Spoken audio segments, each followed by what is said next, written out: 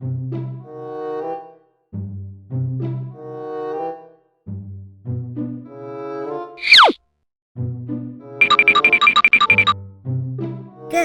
No one's awake yet.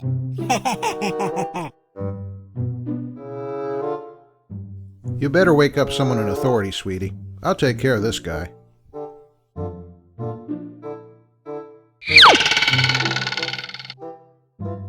And what do you think you're doing? What am I doing? I'm chopping down this heathenist idol, that's what I'm doing. A Christmas tree. Yeah, Jeremiah 10, 3-5 says Christmas trees are an abomination. Jeremiah referred to Christmas 600 years before Jesus was born? That's right. Have you been smoking these trees after you chop them down? Don't you mock me. It's obvious Jeremiah is referring to a solstice tree, and that's what a Christmas tree is. No, it's not. What Jeremiah refers to is the practice of a craftsman who cuts down trees and carved idols from the wood. There was no such thing as a solstice tree in Jeremiah's time.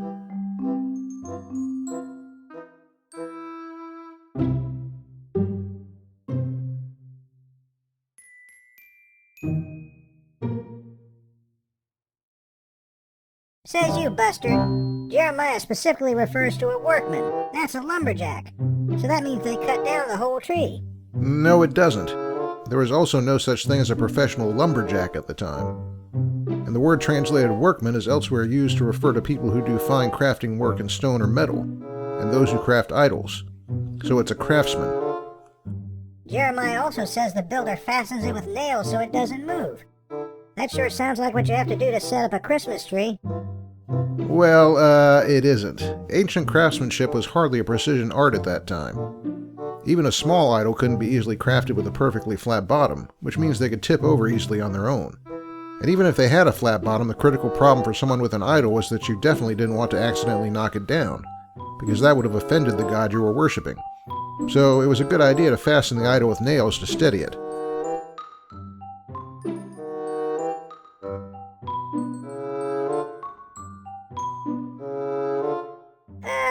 Archaeology hasn't found any proof of idols decked with gold and silver, so Jeremiah must mean a Christmas tree. We don't have archaeological evidence of Christmas trees from that time either, but it doesn't matter. You wouldn't expect to find evidence of gold or silver decking it from anything of that time. You can expect that hostile invading powers or thieves or others in need would strip idols of gold and silver before they disposed of them. Look, they never made wooden idols in Israel. They made them out of clay or stone. So Jeremiah must mean a Christmas tree. Oh, really? Someone forgot to tell the biblical authors. They refer several times to idols made of wood.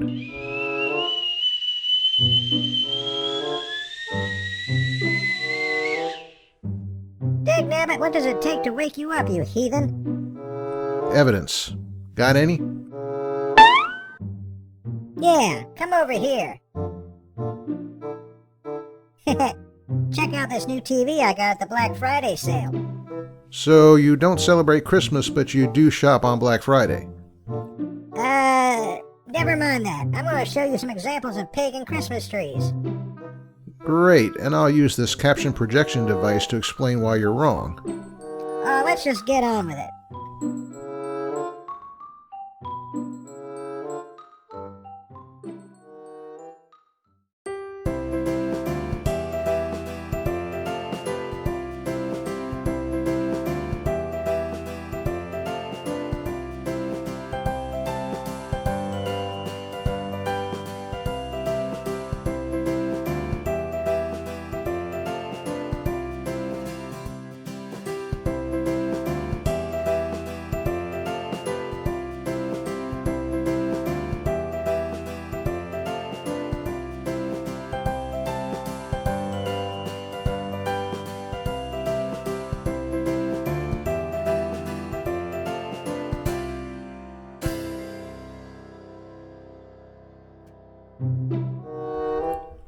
Well, that was a pretty sorry spectacle you put on.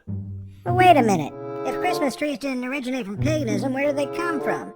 Pagans do use trees in their ceremonies, you know. Yes, they do, but who made the trees in the first place? Why, God did, of course. So who has the right to use it more?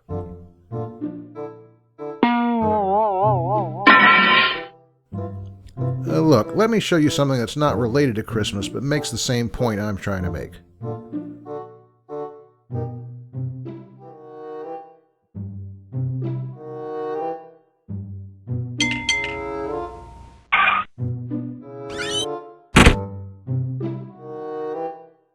Hey, Holding, you drive a hybrid? Yeah, what's wrong with that? Nothing. I just figured you'd drive some gas-guzzling SUV. Why, because I'm a Christian? Uh, And because of that, I should also always support television preachers, go to a Christian university, and vote straight Republican ticket, right? Because I don't do any of that either. never mind. Hey, you do have one of those fish symbol stickers, though. Yeah, again, so what? Well, you know, that came from pagan religious symbolism. It means all kinds of sexual stuff. Really? So it didn't originate with the theme of Jesus' disciples as fishers of men? Or with the Greek word for fish making an acronym that spelled out a title for Jesus Christ? Hey, a fish is a fish, man. Look here. You see that symbol up there? What is that? A tiger? Right. Now what does that tiger symbolize? Well, duh. It's the symbol for the company that owns this gas station. Okay, now let me ask you this. Do you buy cereal at this gas station? Cereal? No, of course not. Why not? I've got some groceries here, and you see? This cereal has the same symbol on it, a tiger. What? No, it doesn't. That's a different tiger. Hey man, a tiger is a tiger. Actually, it's kind of funny. You see, some years ago, the company that makes this cereal did sue the company that owns this gas station, because the cereal company claimed that consumers would confuse the two trademarks. But the cereal company didn't claim that the gas station company stole the symbol. They just said the gas station company should have checked the trademarks more carefully. Now, like I asked, do you go into this gas station expecting to buy cereal because you see these two tigers? No. And do you go down the cereal aisle expecting to be able to buy gas there because of these two tigers? No. Would the average consumer of religion in the ancient world have been confused by the Christian use of the fish? Would they have looked at it and seen an appropriation of a symbol from another religion? Not so fast. The point of all this is that animal figures are common motifs and are no one's intellectual property in and of themselves, because animals are a part of universal experience. Christians had every right to select a fish as a symbol, and it's irrelevant who used it previously and how. Besides, even if the Christians knew or cared about pagan uses of fish, they still invested the fish with meaning germane to their own faith. It's not as though Christians would have to scour the ancient trademark records to make sure they found a totally original symbol, or that they had to say, darn, we can't use a fish, the Great Mother already used one. The fish in other places symbolize fertility, but for Christians it symbolized salvation and evangelism. Your arguments are as silly as someone seeing these two tigers and not knowing whether they came here to buy cereal or gasoline, you moron. Look, if you're gonna argue based on facts, I'm leaving. Goodbye. Sheesh, ask a simple question and you get a long scholarly explanation. Who cares about the difference between one stupid tiger and another anyway?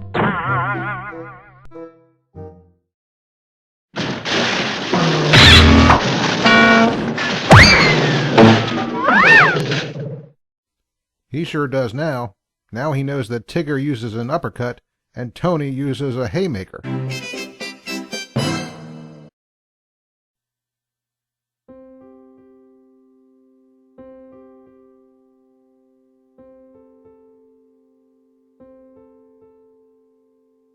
Oh, I never thought of it that way.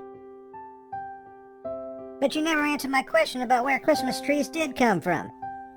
Well, I looked into that once, and the answer is that no one knows for sure.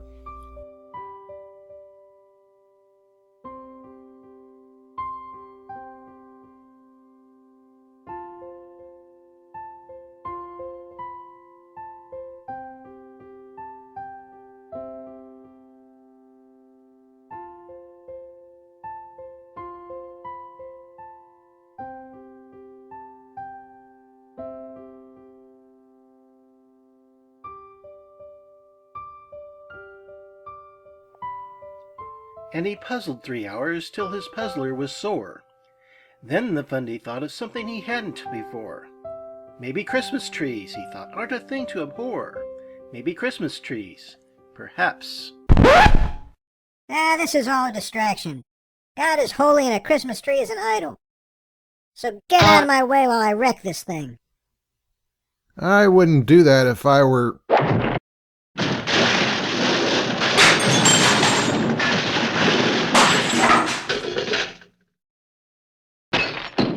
Aw, man. What hit me? Yeah, I'd say about 30 hours of community service for vandalism.